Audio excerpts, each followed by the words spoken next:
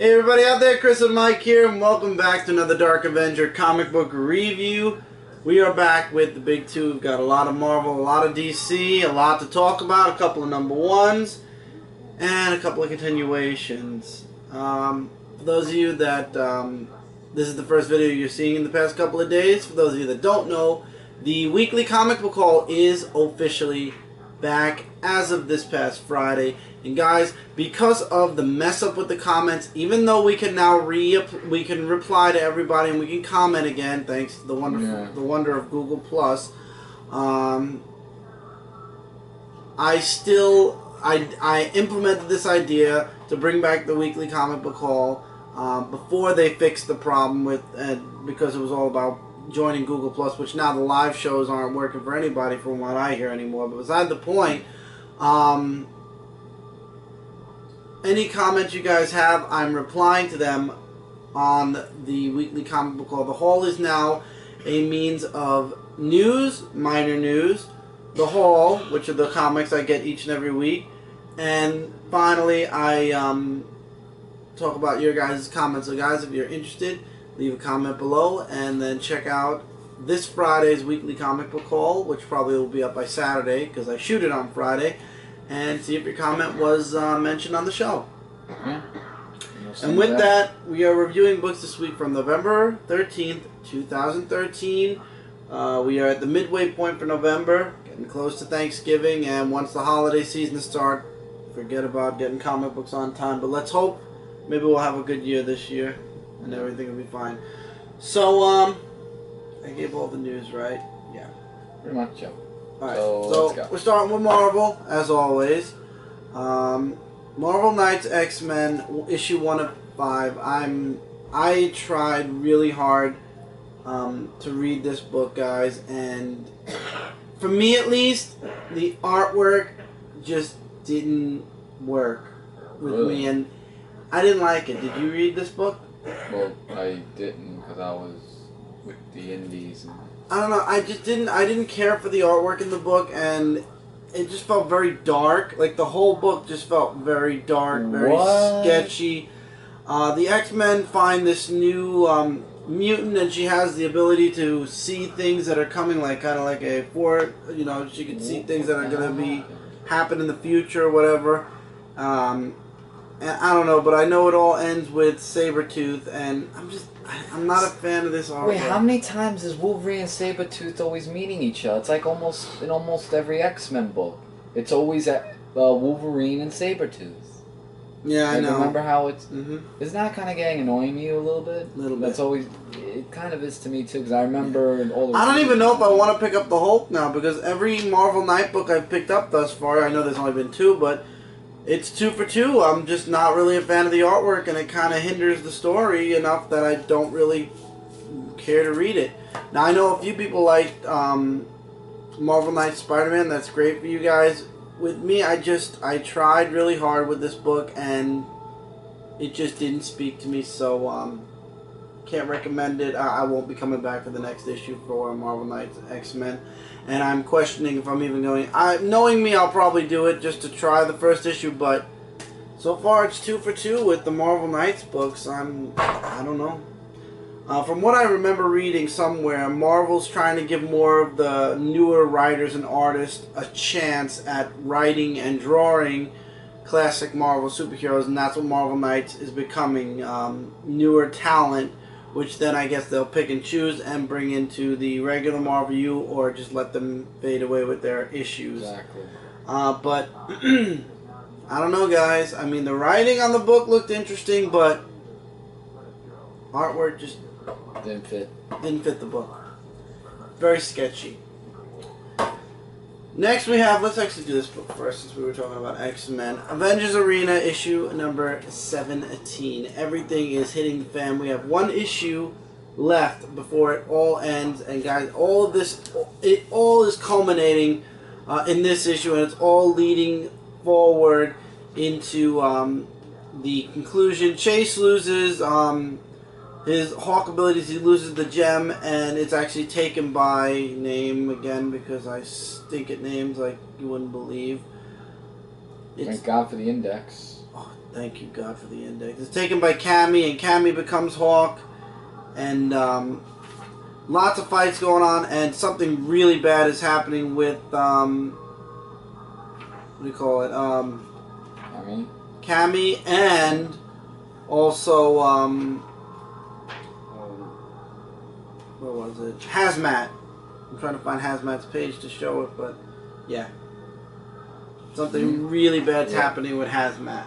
And her life is literally down to one box. So I'm not going to show the last page, but doesn't look so good. No, the way I see it at all. So the next issue is the final issue, and then it leads into the next story arc, which I'm not interested in at all for the Avengers Arena crew. I thought that they would bring a Runaways book back at some point, especially after mentioning a nice amount of Runaways here, but guess not. I am enjoying this book, though. Highly recommend you guys check it out. If you'd like to see X-23 put through... She's put through a lot in this book, but... yeah, I felt bad for her. Laura, really, she's... But we all know she survives, because she joins the all-new X-Men. Exactly. Okay, Thor God of Thunder, issue 15. My God, I love this book. Don't get me wrong, and I don't want the dialogue. The dialogue. Oh my God, it got worse. I like this book. No, it didn't get worse. It's so much reading. I mean, if you guys are not ready to invest at least. Oh my God. Oh yeah, if you guys are not willing to invest at least a good 15-20 minutes to how many not even a half hour with all those bubbles. A lot. There's a lot of talking. There's a lot of internal dialogue that goes on in the book. I mean, every page it's at least 15 to 20 word bubbles. See, yeah, that's like... It's a lot of talking. This book definitely has heavy dialogue. This is one of these. Like I showed you, these two pages. These two pages are definitely examples of the worst of it, and then there are pages where there's hardly any dialogue at all. But anyway, Thor is still going after Malekith.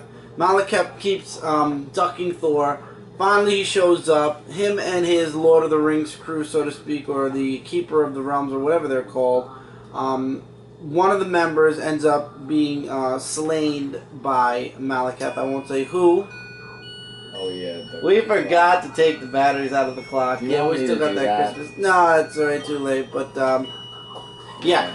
So Malekith ends up killing one of their members, and it ends with, it looks like Thor and his crew are in a very cold situation. More like a dead end situation. And once again, with these covers, I swear to God, Marvel, however you are printing your books, seriously, you guys, somebody has to be listening to us on the internet.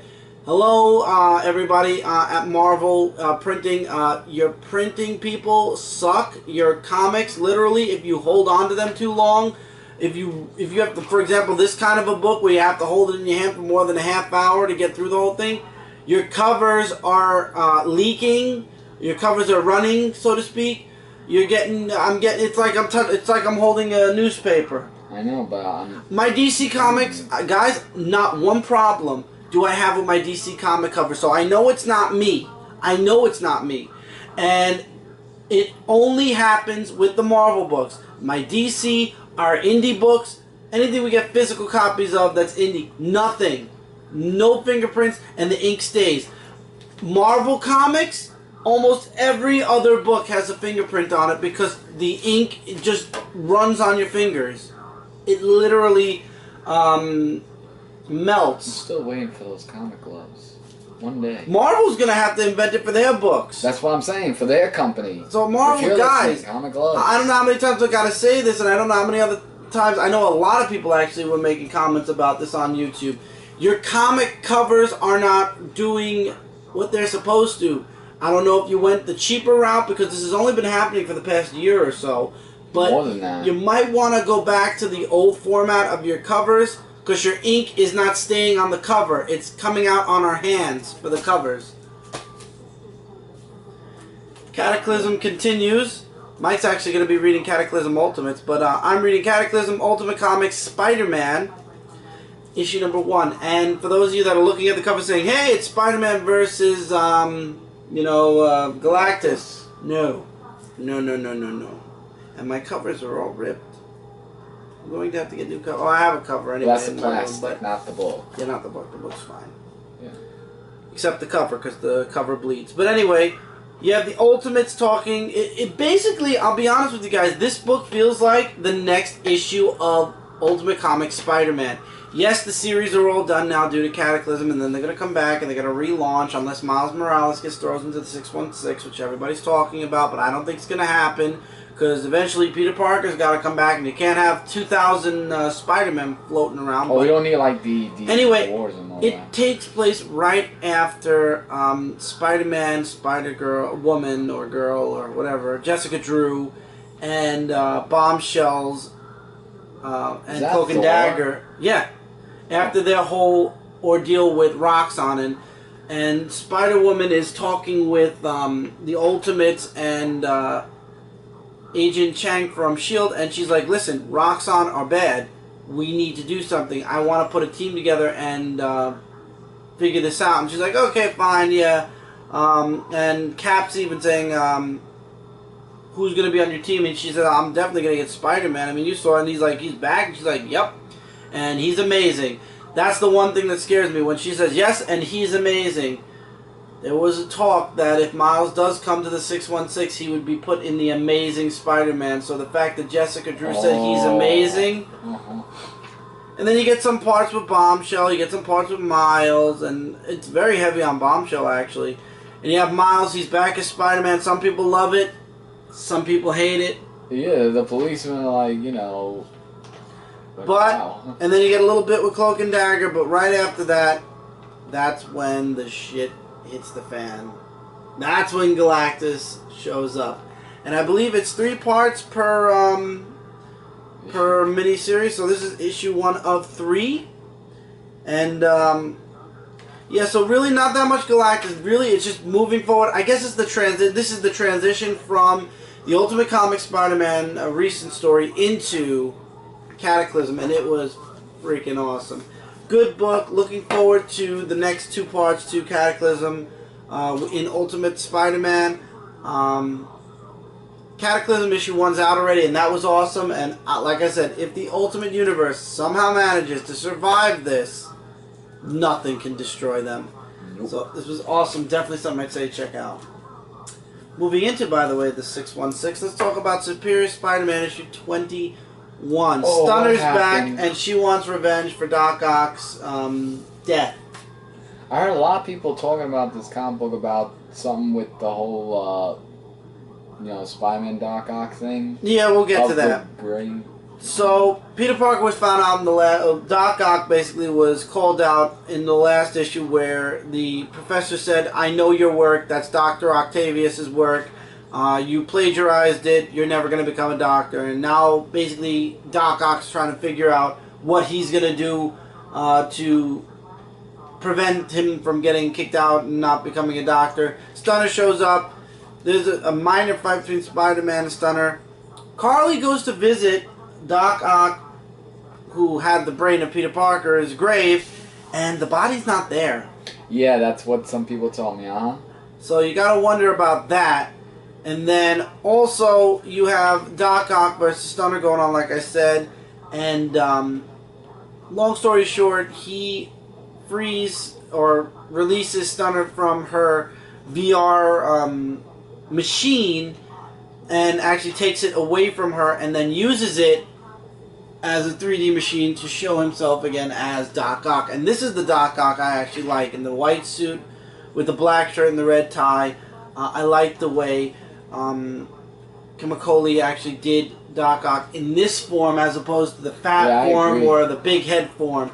I like this Doc Ock. This Doc Ock actually reminds me of the 1990s cartoon Doc Ock. Yeah, the animated. It's perfect. And he's using the VR thing, and he's saying, you know, I've moved on with my life. It's time for you to move on with your life. And then he uses it one other time where he goes to the professor's house and basically says that Peter Parker, lying, is his progeny child, and he basically got all of his stuff from Peter Parker. Peter Parker is now a doctor. So it's not Professor, it's Dr. Parker. And the last scene with the goblins, Sorry, you guys will have to read this book to find that out because that was too good to spoil. The rest of it was really nonsensical, whatever, with Stunner. And we all knew that somehow Doc Ock was going to find a way to trick the professor into allowing him to pass on and become a doctor. And Carly, basically, and Doc Ock's body being missing are the only major things I feel that are in this book. And I like how Dan Slott's doing this, and I think I see where this is going. We're at issue 21 already. Right. Small hints in each story for Goblin Nation, and small hints in each story about Doc Ock's body being missing, Peter Parker still being out there somewhere, the subconscious in Doc Ock's in Peter Parker's body now coming back and fighting its way out again. You might get Peter Parker fighting Doc Ock mentally. You know, there's so many possibilities, but Peter Parker's coming back in every crevice of the Spider-Man books, and that's what's leading, I believe, to the fact that Peter Parker's going to be back soon. I hope so. I really do. And boy, when he comes back, he's going to be shocked with what Doc Ock did with his life. Maybe he'll remember everything. Who knows? So, your book's next. The Superior Foes of Spider-Man, issue number 5. Last issue, we saw what Boomerang has done with Shocker from last issue, with the whole car falling in the water and everything. Starts off where Mr. Owl is in this scene, and he talks with this guy who's like, he said that he stole his money and everything, and he just wants the money to return it back. And what are you looking at? I'm looking at what those are. Oh, those are rats. Ew. Or mice. You know, because owls and mice, you know. Ew. So, yeah, there's just like a whole big thing that he talks about to him in this, and you know, how the whole thing got to where he is now, and things don't turn out so well for him in the end, and I'm not going to show that. Show some artwork here, which looks nice, just like the last issue. And basically, Boomerang and the gang are trying to find a way to get into this warehouse for their assignment. And they're talking about, you know, where's Shocker, and they said, like, he was like the coward of the gang and all that. And they're just getting through these guards, like 1, 2, 3, and doing what they do. There was also where Boomerang, when he got in the whole system, like the people who are in charge of the Mr. Owl is not too happy about that. Like, you know, he's just saying, like, now it's personal that he made it in, and there was a Victor Von Doom moment picture that Boomerang was going to. In the end, though, Shocker does come back, and the little boy's like saying, you know, you're right. He's telling the little boy, you know, don't do drugs, stay in school and all that. And the ending part, Shocker finds something. And I think it's going to play a big role for the further issues of the Superior Foes of Spider-Man comic issue, but I'm really liking it. I'm glad to see Shocker back. This is a really fun book. Yeah, this is a fun book, whereas this is more of a serious, you know, 616 book. This is yeah, I was gonna say, I'm glad to see that Shocker's actually alive after that whole thing that happened with the trunk. Yeah, I knew but, Shocker wasn't gonna die. I just want to know if Shocker thinks if Boomerang was behind this and he's gonna tell the gang what Boomerang did, or it will probably just be all forgotten and this and that. I will say more in the in-depth comic book review in Dark Avenger Comic Book, but guys, you have definitely got to read the comic book. It's a fun read, like he said, and nothing more than that. Brief mention, because guys, you just got to read this for yourselves. X-Men Gold, one shot. It is a, I forgot how much, I want to make sure, $5.99 book. It reprints several stories from several writers, several artists, Stan Lee being among them. And it's tons of stories from X-Men, from the first gen to the Chris Claremont stories and beyond. It's just really nice, really cool stories. I enjoyed every single story in here, and it was nice to see Wolverine like back to his like roots a bit. Same thing with Cyclops, because we've been getting so much of this bullshit with Schism that when you see something like this, you actually are like, oh my god, I'm actually holding an X-Men book in my hand again, and it's the X-Men. It's not like Wolverine's X-Men or Cyclops' X-Men or whatever. It's the X-Men all together, you know, again, doing, you know, what the X-Men should be doing. And then at the end of the book, for those of you that didn't get Amazing X-Men 1 or All New X-Men number 18, which I did get, they give you a preview of both books. Once again, guys, highly, highly, highly recommend you check this out. I believe this is Stan Lee's book. Yep. This story arc was actually scripted by Stan Lee, and it's part of one of the beginning stories in X-Men. It's called The Sorrow Beneath the Sport. And it's the X-Men playing around in the Danger Room. And, they always have the Danger Room. Professor X kind of scolds them for it. But bunch of other stories in here, guys. Worth the $5.99. The first story alone actually does. The artwork is really nice, and the story is really cool, and this first story alone is like... Doesn't it kind of remind you of the Sentinel Wars that happened in the animated X-Men? Yeah, you get Sentinels. 90s X-Men, and you get Sentinels in this book. This was really good, guys. If you're an X-Men fan, I was questioning it. I got it because I needed to know, and I needed to let you guys know. Yes, get this book. It doesn't reprint any stories. It actually prints stories that never happened. And that's what's so good which about is what makes it awesome. And then in the second half, if you're not reading Amazing X-Men yet, and you're not reading All New X-Men, the new chapter yet, this will show you what's going on in those books. And if you like what you see, then you can go out and buy both books, because Amazing X-Men came out last week, and All New X-Men came out this week, issue number 18. Want to make sure it's right. Kitty Pryde has defected to Cyclops' side, and this book takes no time. It takes place right after what happened in Battle of the Atom. Yeah, the all-new X-Men, along with Kitty Pryde, are now a part of Cyclops' Uncanny X-Men. Will I be reading Uncanny X-Men because of this? No. Not if it involves Cyclops. I'm not a fan of Chris Bocciollo's artwork. Buscioletto's artwork. He's a great guy, and I did enjoy his artwork in several other books, but A, I don't like the direction where Uncanny X-Men is going, and B, Chris Bocciolletto's artwork just doesn't do it for me when it comes to the X-Men. So the all new X-Men are settling in at the Jean Grey School, or not the Jean... No, see? I'm already doing it. At the new Xavier School for Higher Learning. And everybody's getting, you know, their own rooms, which are really prison cells, and I like the... Iceman talks a lot, young Iceman, I will say that. And he's talking to Eva, and she just walks out on him mid dialogue. Wow. We find out that what's her name? There's a little bit of a girl argument going on there. Yeah, I'm trying to find out what her name is. Celeste, who's part of the Cuckoos, does not like Jean Grey, and there's a bit of an argument, and Jean Grey hands out a burn.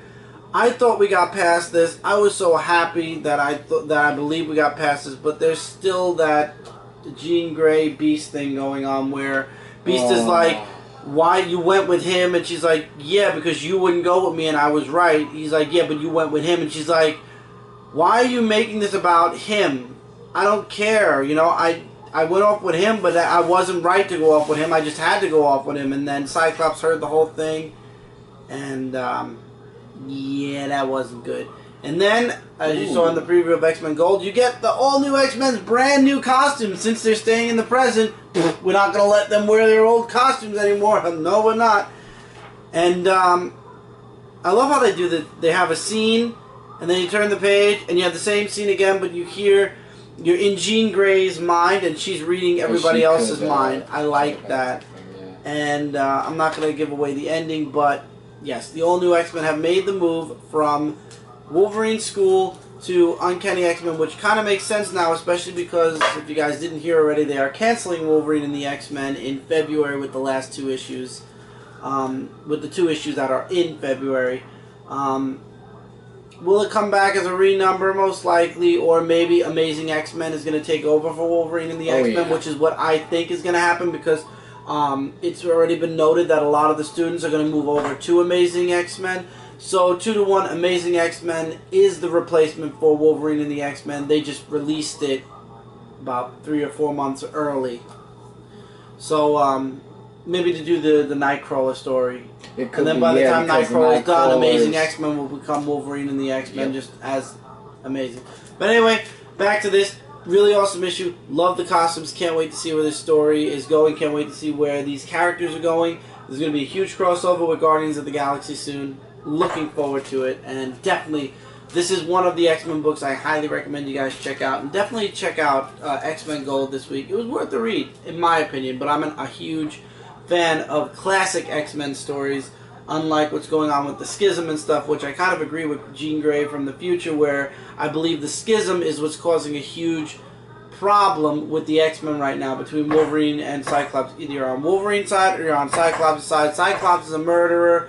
Wolverine was a murderer, but now he's reformed. I just don't like the soft Wolverine because he's soft all the time. I like Wolverine the classic way, and then when it's with a certain character, he's always like aggressive. yeah, and then when he's with a certain character, you see that soft side, and you're like, oh, he's a softie on the inside, but he doesn't always show it. Now, he's just always showing it, and he's a puffball. But at the same time, he'll rip your throat out still. But beside the point, I just would like to see the Schism end, and I know that all of this is kind of probably going to be building up to that, where the X-Men reunite, and all of a sudden, just like Kitty Pryde, everybody's going to forget that Cyclops killed Charles Xavier. Maybe Charles Xavier will even come back. Well, maybe, yeah. And then, look, it was the Phoenix that did it. Okay, fine, Cyclops, you're forgiven because Charles is back. Hey, Chuck, what's going on? I don't think I'll forgive him. And I don't mean Chuck Moore. I mean Chuck Xavier. But beside the point, you know if Charles Xavier comes back, Cyclops is going to be atoned forever. He's going to be like, nobody's going to even care. Xavier teaches him a lesson, just throws him in a danger room where he can never escape.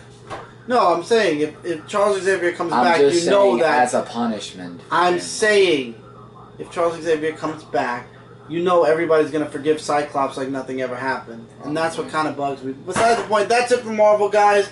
We're going to take our commercial break, and then we will be back with DC Comics. Lots of big books from DC this week. So stick around, and we will be right back after this commercial break.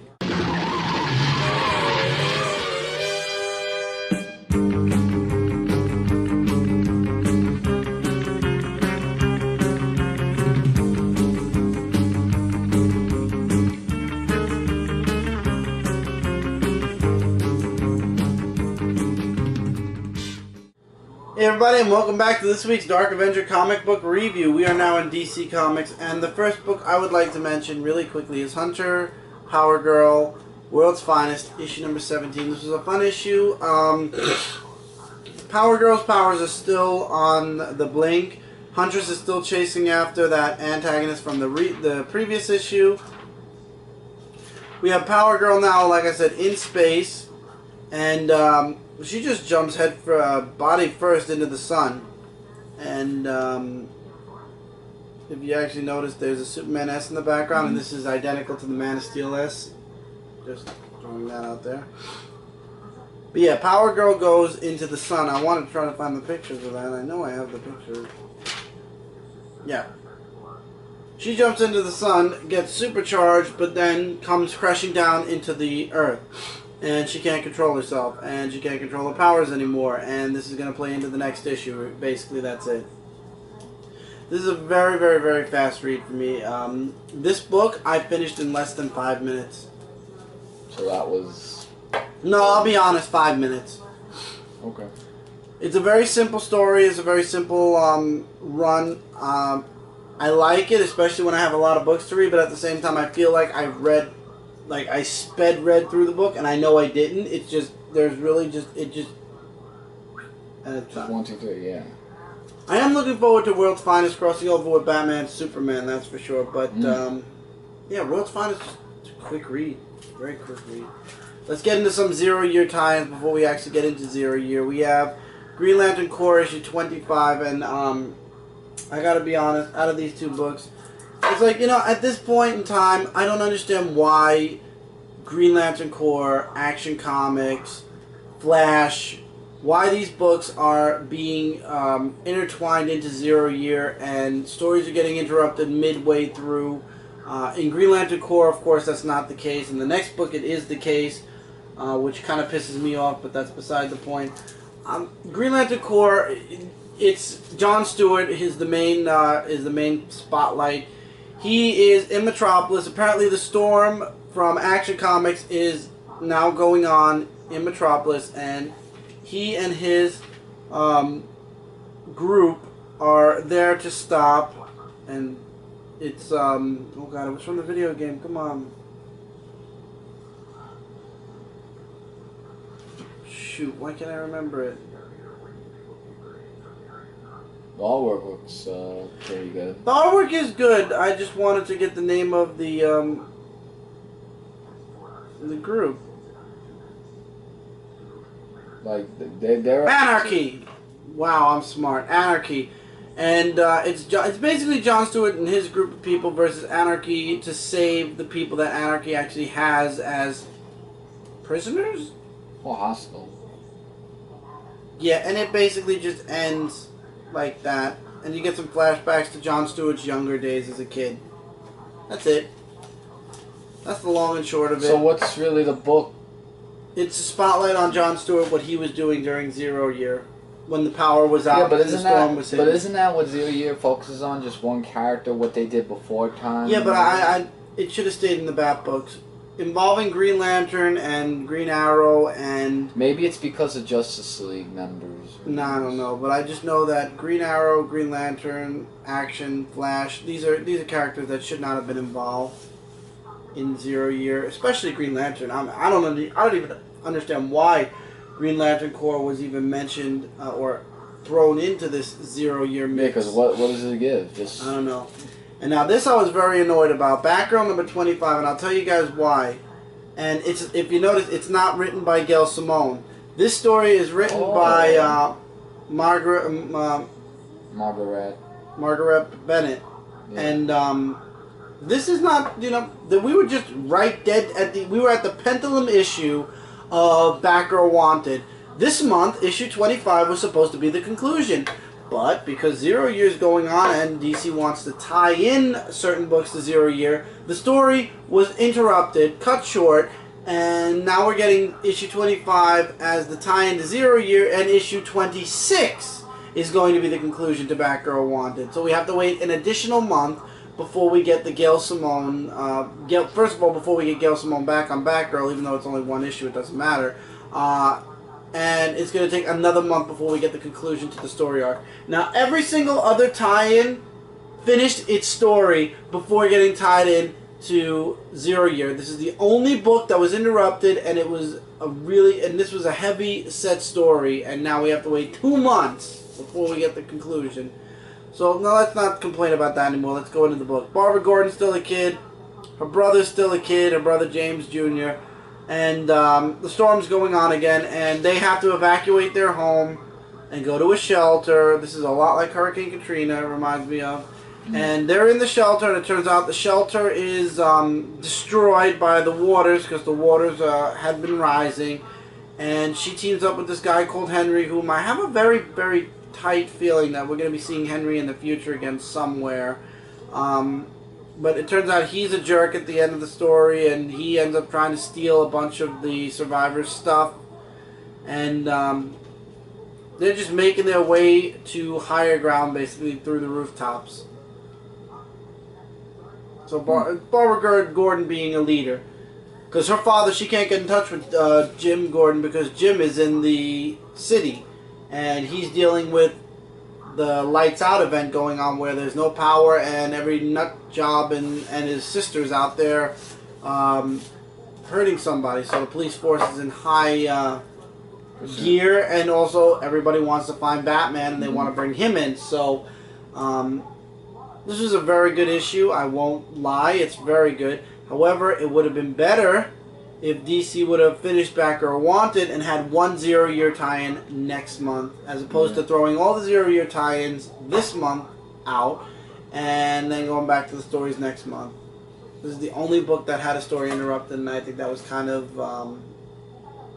something else. It was something else. Let's say something else. That's fine. Going into the super books, Krypton Returns Part 2, Superboy issue 25. Superboy has to protect Kara from returning superhero Don't believe I'm going to show this, but for those of you that were wondering, hey, what happened to the Eradicator? Well, here he is. What? Yep. He's in a Superboy comic book? Yeah, and that's the Eradicator, Mike. And that's another thing. So this issue Why is he all green? Superboy versus the Eradicator. They actually do show Supergirl and Superman also. Supergirl's in the Clone Wars, and she's fighting the clones, and Superman's fighting his mother, so to speak. But it turns out his suit actually changes into the black and silver suit that we got to see way back when in a previous Action Comics issue, if you remember. Yeah. And Laura notices the family crest. She does this DNA scan. She's like, oh my goodness, you have a lot of radiation. You stay here. Jor-El will be back soon. And Superman's not too keen on that. And that's really the bulk of it. And then we also, one of the three, I'm not going to say if it's Superman, Supergirl, or Superboy, come face to face with Hell. And then we get more Mad Magazine. I don't know why they're throwing Mad Magazine in there, but they do for 2 through 3 pages. So Hell's now pretty much in it. Yeah. So next issue we find out who Hell. Did they explain why the Eradicator's all green? No. Like, is that kryptonite? I'm not gonna say what happened to the Eradicator either. You got to read this issue to find out. It's not kryptonite green, right? I doubt it. Oh, okay, because I hope not. That's what I'm saying. I don't know. I don't know. We'll find out. But I will say this is a really good issue. Krypton Returns. Part 2 already has been spectacular. There's 2 more parts to go. And then it's all over. So let's I'm geared up. I'm ready. Next week we have Supergirl. Your work's next. Constantine number 8. It's not a Forever Evil tie-in anymore, huh? Well, actually, the ending part got me, like, saying, like, okay, there's something a little weird here. But long story short, talks about what happened last issue where Mystery had Constantine, and now he wants to destroy him, along with, because the Cold Flame wants him dead and all that. So I'll give some artwork right here. And basically, like, Constantine and Mystery, it's an all-out fight between those two. And Constantine gets the upper hand to defeating Mystery. If you want to find out how, you have to read this comic book, because it has a lot to do with something that actually plays a valuable part in the story. And so yeah, and I think Zargon or somebody, one of the girls, are happy that he did that because they wanted Mystery dead for Lord knows how many years. So Constantine and Zargon get together and with their love, so to say. And yeah, there's just a sword where Constantine's like, Mystery's like saying, release me and everything, and he's just giving him like an ultimatum, and with and that's when the Forever Evil tie-in. And that is where the Forever Evil tie-in began. And I'm like saying, now wait a minute, this is like related to Trinity War. Yeah, it's just to be continued retroactively retroactively in Trinity War. And next issue's the Forever Evil.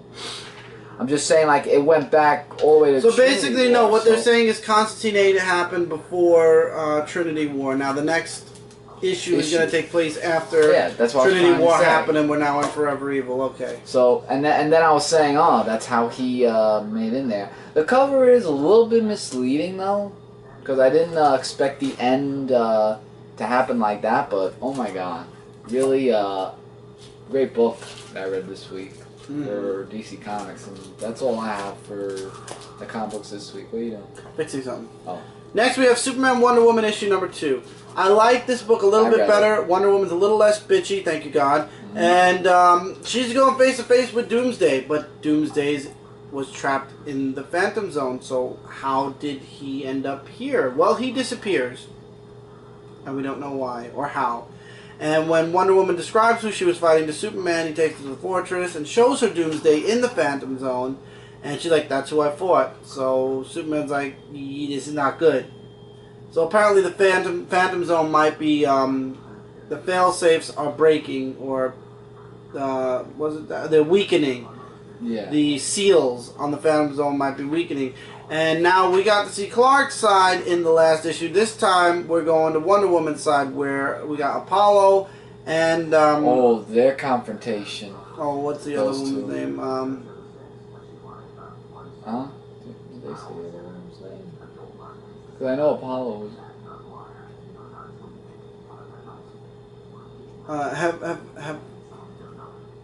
Hephaestus, yeah. Forget it. Anyway, there's a lot of dialogue between Superman and Apollo, which you just gotta read it to see it. But in the end, it ends up with Apollo hitting Superman, and then Superman hitting Apollo back hard. And then I love this one scene, and I'm gonna spoil this scene where he actually shoots Superman with sunlight, because Apollo basically has the power of the sun. Which gives Superman his power. And he's like, how are you still standing? And Superman's like, you hit me with sunlight. You don't know very much about me, do you? And he just chucks him out into space. He's like, I could beat the crap out of him right now, but it's still Diana's brother. So much of being the god of sunlight. So he just tosses him back to Olympus, basically. And then the ending, nope, not telling guys anything, but let's just say if the seals are breaking on the Phantom Zone, boy, they're breaking, and trouble's definitely coming Superman and Wonder Woman's way. Awesome issue. I love Tony S. Daniels' artwork. It really makes this issue so much fun to read, and the dialogue's really good, and Wonder Woman, like I said, is less bitchy. And it was still nice to see Superman slap the crap out of a few of Wonder Woman's relatives that I didn't like when I was reading Wonder Woman. Yeah, I actually like that part. And actually, when we get out of Wonder Woman's first story arc, which apparently is still going on, 25 issues long, maybe I'll go back to Wonder Woman. Really? Wow. Just to see where it's going, but... Well, yeah, I mean, it's understandable. This issue I actually had as second place for my favorites this week. I moved the tie-in to Forever Evil for this week up, so we'll keep Forever Evil together, but this is my second place favorite book. I know a lot of people are complaining. It's basically part 1 done over in complete black, but we have Batman issue number 25. Yes, all the spots that were like 0 year was yellow, the Bat was yellow, and then Batman was in his regular colors. Basically, this issue is the exact same cover, blacked out. And I understand how people don't like it, but personally, I like it. I like the blacked out cover. It shows that in the second chapter, it's blacked out. It's blackout. So, but really, Batman is not focusing on the blackout. He's focusing on what's going on during the blackout. And there's a scientist and we get also the first gen Batmobile, which I like. And Batman is on a case right now where one of the employees or scientists from Wayne Enterprise, who is doing bone studies, is going around injecting people and causing their bones to mutate, and it's painfully disgusting stuff. And him and Alfred are in the Batcave, and remember, the Batcave is in its early days, and he comes out of the Batcave and comes face to face with Jim Gordon. And I'm like, oh, shit. And when Jim Gordon actually inquires what's down there, because it's the blackout, so he's like, those are the generators to keep the power in the house going. Jim looks down the hole and gets attacked by a bunch of bats, courtesy of Batman, because apparently Bruce and Jim Gordon are not on good terms because of something that happened in the past with Bruce's parents, which I hope we find out what that is as the story concludes or moves further along. We get to see Lucas Fox in this book, and we get to see Dr. Death, and wow. And then the follow-up story, once again, this is definitely why I'm telling you, I think Harper is going to be the new Robin at some point. We get to see Harper as a kid and her brother as a kid during Blackout, and we get a huge splash page here with all the tie-ins that are going up for this month in 0 year, and that includes Red Hood and the Outlaws, Birds of Prey, Green Arrow, Superman, Green Lantern Corps, which we covered this time, Batwing, Batgirl, Nightwing, and The Flash. So I like how they kind of showed all the books that 0 Year's crossing into this month. That was nice. But yeah, I'm almost 100% convinced that Harper is going to be the next and that's Robin, funny, or though, something close to it. Maybe she'll become the Oracle. Maybe she'll get paralyzed. I'm saying that's funny because Harper appeared in Green Arrow in the second story, joining Mr. Diggle and Green Arrow on a team, so to say. Oh, maybe she'll be with Green Arrow. Who knows? But maybe. I'm just saying from this what was the a second good story issue. says about Sidesboro. This was the first. This was the first Hello. story in the second of 3 chapters. It's going to be 3 chapters, you know, because it's 12 issues. Yeah, and because it's Batman, that's the main Right. of 0 Year. So 4 issues per chapter. This is issue 1 of 3 for chapter 2. I loved it. I highly recommend you guys check out everything that comes out of the Batman book. Greg Capullo and Scott Snyder's work is second to none. Awesome. Forever Evil tie-in, Arkham War, issue number 2, Rise of the Talons.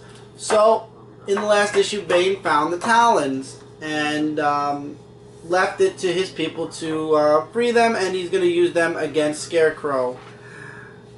That doesn't happen. He actually meets up with... I love how he has the Bane pose like from the movie. And he does that more than once. I will break. And he's actually dressed like the Bane from the movie, sort of.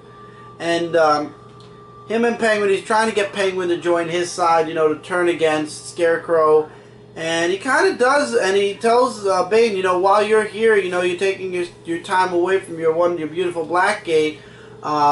Scarecrow and his men are basically stealing your own talons. So Bane heads over to, I want to make sure it's Blackgate. Yeah, he heads over to Blackgate, just like Gordon to save one of his people. Man-Bat appears. Man-Bat is working with Bane. Or Scarecrow, I'm sorry. Man-Bat is actually working with Scarecrow. That's really and he's smuggling the talons for Scarecrow away. And Bane actually ends up saving one of the talons before the end of the issue. And actually makes a gesture of good faith to the police, to Jim Gordon. He actually saves one of the people that was in the prison where the talons were, and he actually gives it to the person. He says, we want the same thing for the moment. I too can play the angles. And he leaves Jim Gordon's friend there, or friend's co-officer there, and walks away. And Gordon's like, what the hell does that mean? So would you just say, like, this is going very well so far, the Arkham War? Absolutely. Scarecrow tried to checkmate Bane, and Bane, thanks to the help of the Penguin, checkmated Scarecrow, sort of. Because Scarecrow still got all of the talons, but Bane got one of them. Something tells me it's going to be Bane versus Scarecrow. I don't know why. At the end of this whole, yeah. Team versus As a matter of team. fact, Rogue's Rebellion issues 3 and 4 are going to take place in. No, it's not going to tie into this, but they're going to, in those issues, they're going to be in Gotham, so it's going to be connected to the Gotham Wars on their end. Wow. So that's going to be interesting, but very good issue. I'm enjoying everything that's in Forever Evil, but once again, guys, I understand how money and pockets are limited. There's 2 of us, so we have 2 pockets right now full of cash. So, we're not full. We wish we were full. We have 2 pockets. Let's put it that way. And he buys some, and I buy some, and that's why we have as many. Or else, I'll be honest with you guys, money has not been very giving this year, or finances have not been very giving this year. Yeah. Without his help, I probably wouldn't be. You're welcome. Yeah. Who's thanking you? They're thanking you, if anything. You're welcome. Don't do that. Now, a book I'm surprised I read and you didn't, because this was your book originally, Justice League of America, issue 9. I was just... John Jones continues his way through the prisons, or the separate prison cells, and in this book we finish off with Simon Boz. We get to see Madame Xanadu, which I laughed for you. Yeah, I saw it when I was skimming through, and I was like this. I just put the book down a second, like going, really? Mm-hmm. And we get to also see Aquaman. And then John Jones actually ends up getting trapped in his own prison cell or re-trapped, and Stargirl can't hear J'onn J'onzz anymore, so she decides to travel through the prison cells, and she runs through basically every single prison cell from last issue and this issue to save J'onn J'onzz. And it turns out she can't be imprisoned. Why? J'onn J'onzz knows and explains. Because she's young and she believes in things can always get, what was it? She's optimistic. Yeah. So she has no negative, nothing that she's atoning for or anything. She's just basically a young girl, optimistic that no matter what happens, everything will be okay and good will prevail. So she's kind of the naive one, but at the same time she has nothing bad connected to her, and no nightmares, no malice connected to her. So the prison can't hold her. And she ends up saving J'onn J'onzz, and from what it looks like, they escaped the prison. Mm-hmm. But I guess we'll have to wait and see until the next issue to be quadruple sure. Because I don't know if they escaped the prison or if they just made it to a different side of the prison. We'll see. But if they did escape, it's going to be interesting because J'onn J'onzz promises he's going to go back and save each and every one of the Justice League and Justice League of America, and I guess Justice League Dark members that were trapped in the prison. So it's going to be interesting to see. Loving Justice League of America. Justice League and Justice League of America for me are hitting it out of the park. You're reading Justice League Dark. Yeah. So you've got Blight's end of the deal. I've got the forefront stuff. Do you need this to be reading Forever Evil? You don't need it, but at the same time it's kind of explaining, it's beefing out the story more, and it's explaining where the Justice League and Justice League of America are. I would recommend checking out Justice League and Justice League of America if you're reading Forever Evil. Do you need the tie-ins, though? No. Rogue's Rebellion, Argus, and Arkham War, you don't need them. I mean, Mike read Argus. I still didn't read Argus, and I still have full... I feel like I know the full story of Forever Evil. So, up to you guys, but I highly recommend you guys check out Justice League of America #9. And with that, that's it for this week. Yep, so see you guys later.